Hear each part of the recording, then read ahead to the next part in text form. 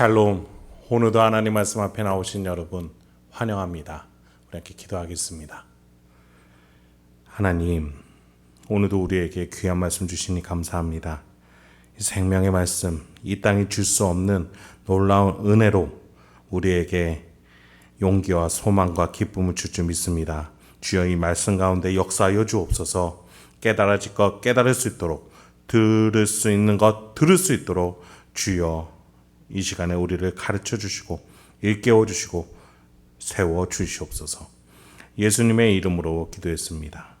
아멘. 오늘 함께 살펴볼 말씀 출애굽기 4장 18절에서 31절, 출애굽기 4장 18절에서 31절까지 함께 살펴보도록 하겠습니다.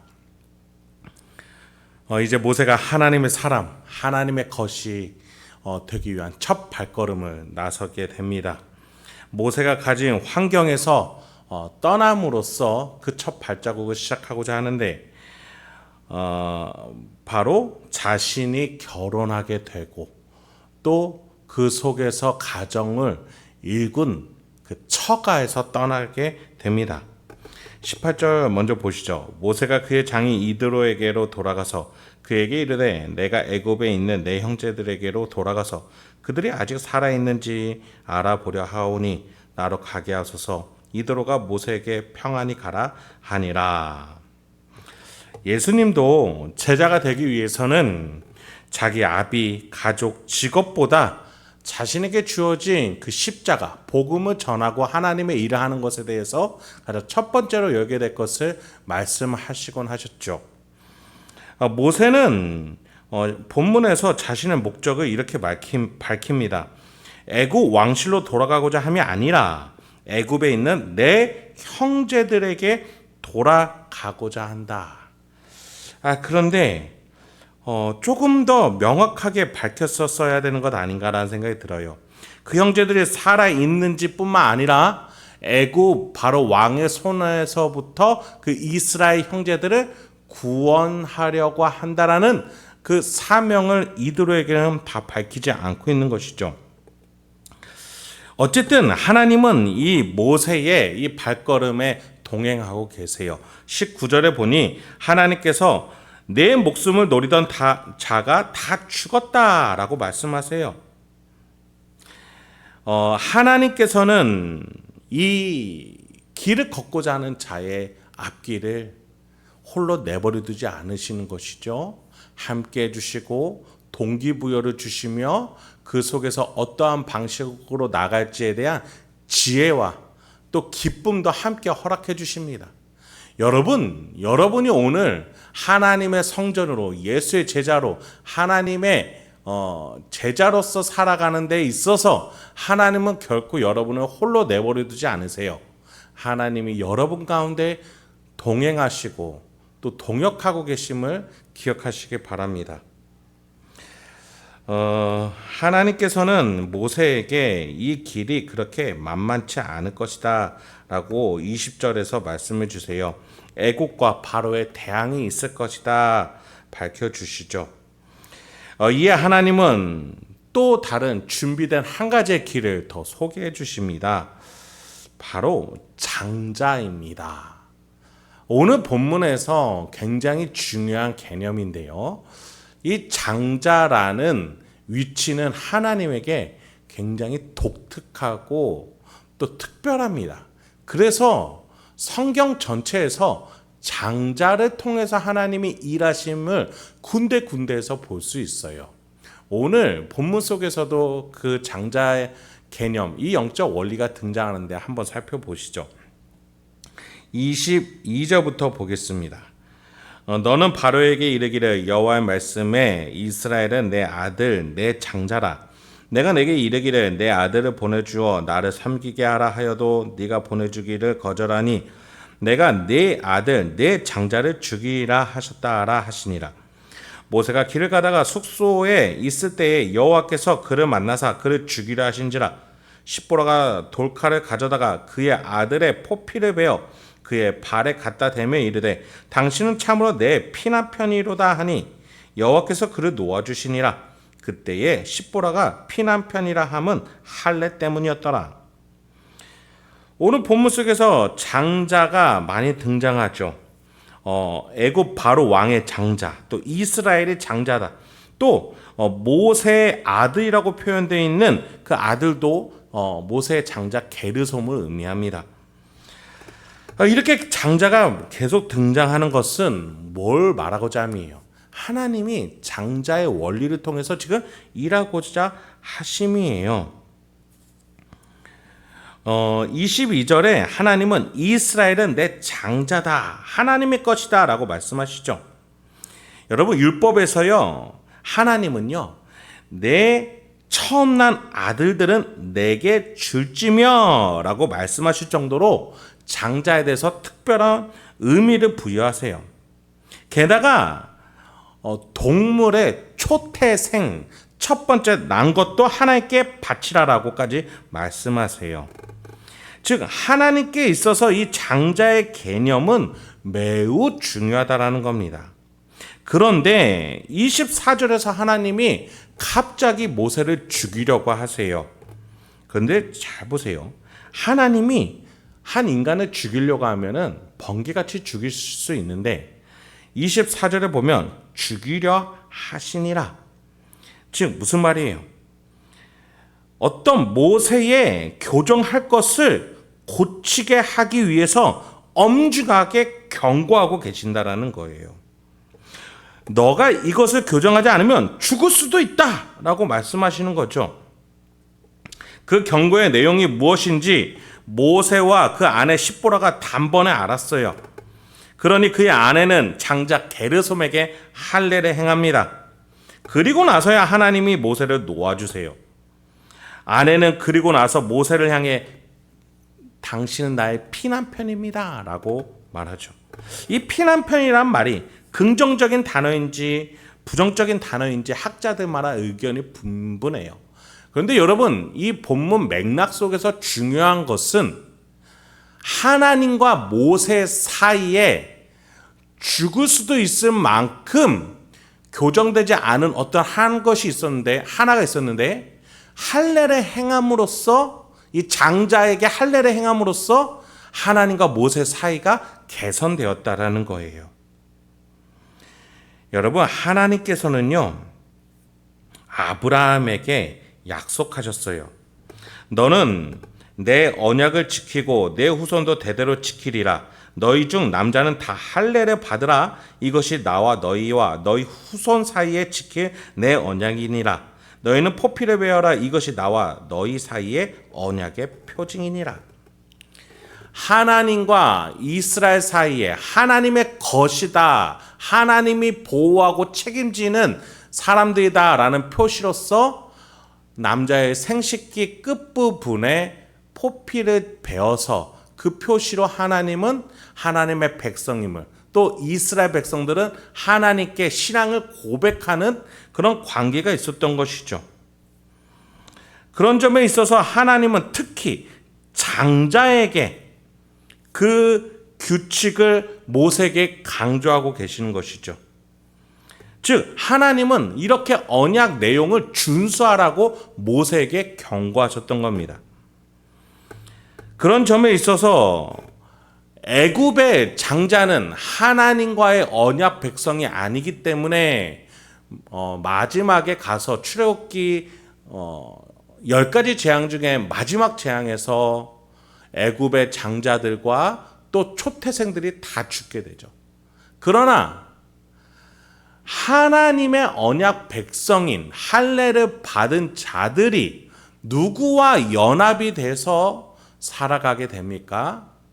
여러분, 이스라엘 백성들이 이 10번째 재앙에서 벗어날 수 있었던 길은 문설주에 바른 어린 양의 피, 예수 그리스도라는 하나님의 첫 번째 아들, 부활의 첫 열매 되시는 예수 그리스도라는 첫 번째 아들과 한 집으로 하나로 묶여서 있음으로 인해 그들이 구원받게 되었던 것 우리는 잘 알고 있습니다.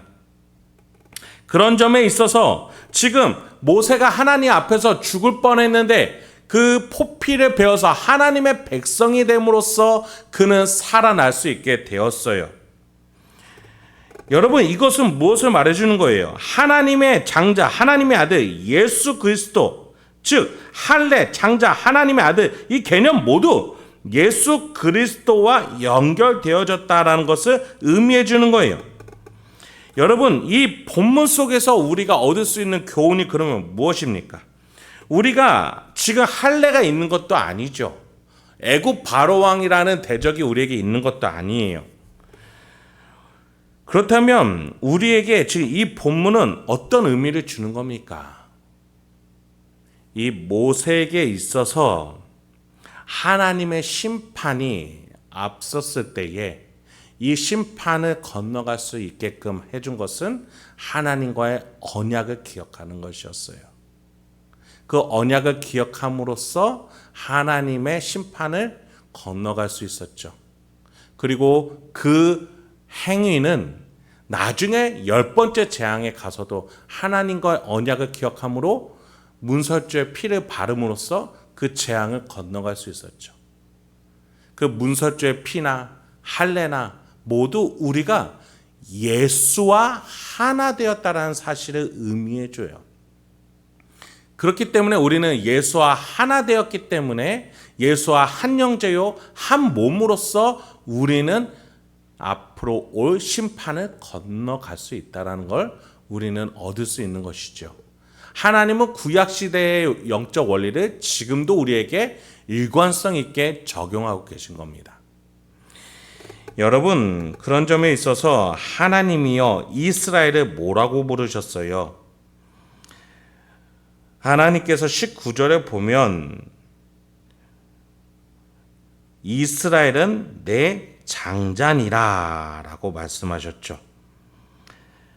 22절입니다. 이스라엘은 내 아들 내 장자라. 여러분, 우리는 예수와 한 몸 된 교회입니다. 교회는 곧 하나님의 아들 예수의 머리 되심이죠. 즉 교회는 장자입니다. 이 세상의 그 어떠한 조직, 그것들보다도 가장 우선시되는 것, 바로 교회라는 사실이죠. 교회는요, 정치, 경제, 군사, 문화, 교육, 여러 가지 조직들에 있어서 그 무엇보다도 가장 우월하고 또 가장 품이 넓으며 모든 것들을 관통할 수 있어야 하는 조직입니다. 왜요? 예수가 머리시기 때문이에요.